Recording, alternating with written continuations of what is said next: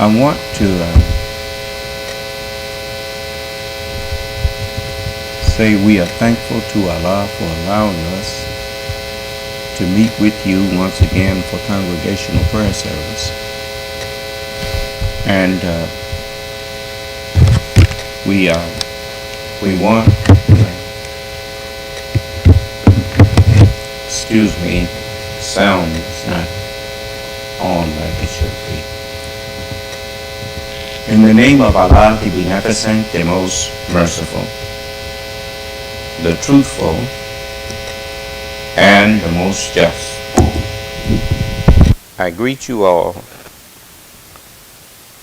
once again with the greeting words of peace. May Allah's Salam Alaikum. And, beg your pardon? I already did. We are thankful to Allah for allowing us to meet with you once again for congregational prayer service, and to remind you, just bring things to your remembrance from all of those who were given rulership before us.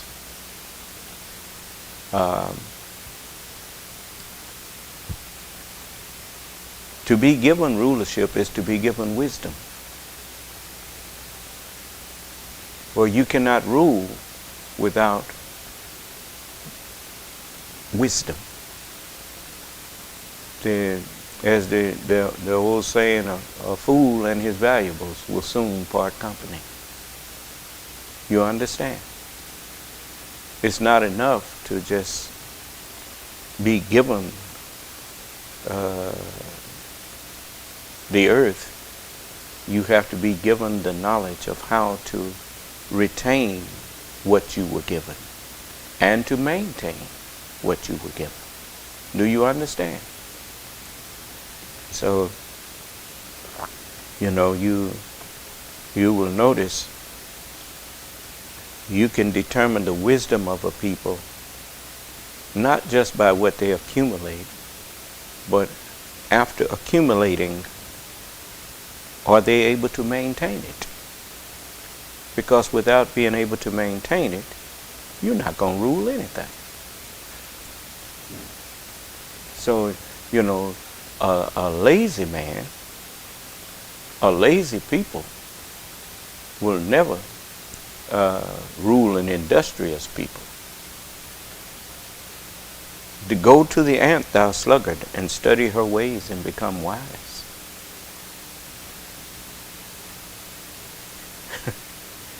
So that is in the scripture. The ant is a worker. They are an industrious little nation of insects.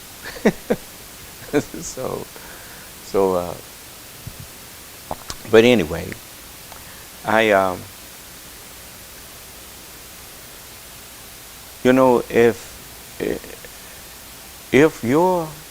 if those who you claim, you remember Jesus was having a discussion with the Jews, and they told him, we be Abraham's seed and were never in bondage to any man. And Jesus told them, well, the man that sinned is in bondage to sin.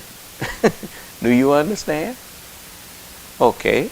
Later on, Jesus said to them, when they said, Abraham is our father, he said, I know that you are the seed of Abraham. He said, but you're not Abraham's children. He said, if you were Abraham's children, what would you be doing? You would be doing what Abraham was doing. You would be doing the works of Abraham. He said, but now you seek to kill me, a man that have told you the truth, which I heard from God. This did not Abraham. He said, you are of your father. He said, you do the deeds of your father. They said, then they got into the dozens about talking about his mama. We be not born of fornication. like you. Huh? You know, that's one of the main things that they cried out about Jesus. Jesus was born of fornication. Huh? Jesus told him, he said, if God was your father, you would love me. For I proceeded forth and came from God. Neither did I come of myself, but he sent me. Why do you not understand that I meant that in a figure of speech? It's because you can't hear my words. He says, you are of your father the devil. Now, you heard a man come in here and try to somehow use the fact that we don't own this land, that we have to buy land from the white man, we have to abide by the white man's laws in his country, as somehow, I don't know what he was supposedly, his point was. But the Honorable Elijah Muhammad had already taught us that. Do you understand?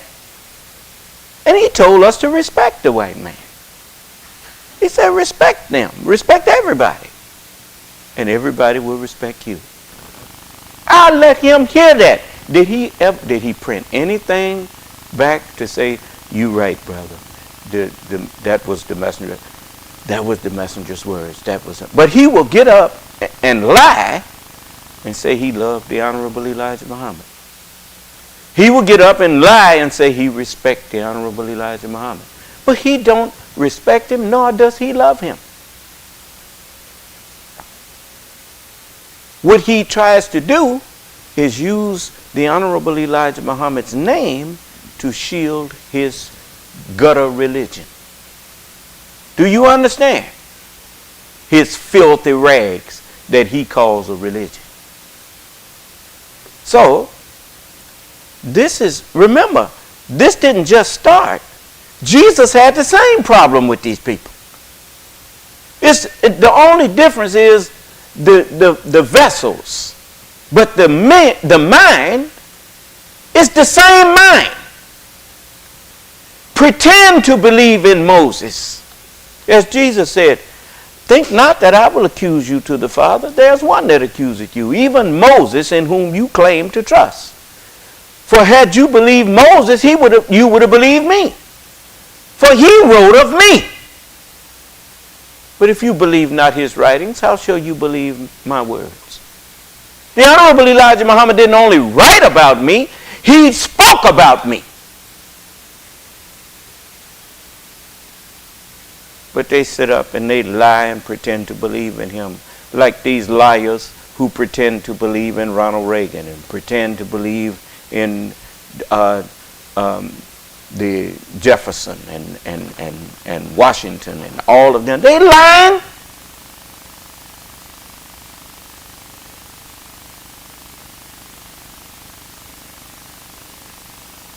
They put that name out there to shield their dirt. Do you understand? Let me let you hear something here. Tonight about President Trump, something he doesn't often do. As the 39th president is blunt in his Washington Post profile, saying, quote, I think he is a disaster in human rights and taking care of people and treating people equal. And tonight we're learning what another president might have thought, and that's Ronald Reagan. Ronald Reagan's daughter, Patty Davis, has an opinion piece in the Washington Post titled, My Father, Ronald Reagan, Would Never Have Stood for This. Patty Davis joins me now. Good evening to you. Thank you so much for joining us, Patty. Good evening. Thank you for having me. Absolutely. You just heard what President Carter, his comments about President Trump. Former presidents don't often speak out about the current one, the sitting president. But President Trump seems to be testing that practice. What do you think your father would have to say? I think my father would be appalled, but I think he would also be really heartbroken at where this country has come to and where we have sunk to. And I think he would be frightened at the use of the word enemy toward the media. The word enemy is really a very strategic word if you think about it, because if you call someone the enemy, you've dehumanized them. You've made them into a target, really. And I think it's even broader than just calling the media the enemy. You've stoked fear in people. You've stoked fear in this country just by invoking the word enemy. I heard a quote years ago that I believe was attributed to Ceausescu, the Romanian dictator who was executed in '89. I'm not 100% positive it was Ceausescu, so don't hold me to that. But the quote was, you can do whatever you want if you keep the people frightened enough. And I think that is the agenda of this administration. And I think my father would see it that way because my father, unlike this president, knew history. He knew what happened in Nazi Germany. He knew what has happened historically in Russia and in other tyrannical regimes. Yeah. You know, I think, where President Reagan's daughter may have, I know what she wanted to say, but I think what she may have missed was Donald Trump knows the history of what happened in Germany. He knows the history of tyrants before him, and he embraced them. Understand? You know, you know, good people that have good intentions, they always assume that other people have good intentions too. Do you understand? That's the scripture says that avoid suspicion. For most suspicion is sin. To think evil of a person is to think that they don't have good intentions. Do you understand? And so you you study the person.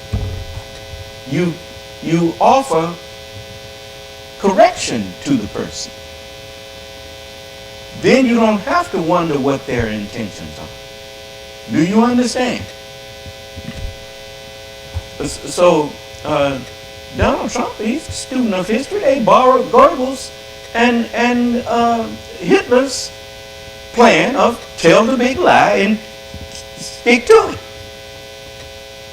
And that's what they've been doing. You understand? He said that he fell in love with Kim Jong-un. That's what Donald Trump said. He said we met and we fell in love. What does that mean? He knows exactly what a dictator is about. And he tried to turn America into a dictatorship. And the jury's still out on that. But, well, I'll put it like that.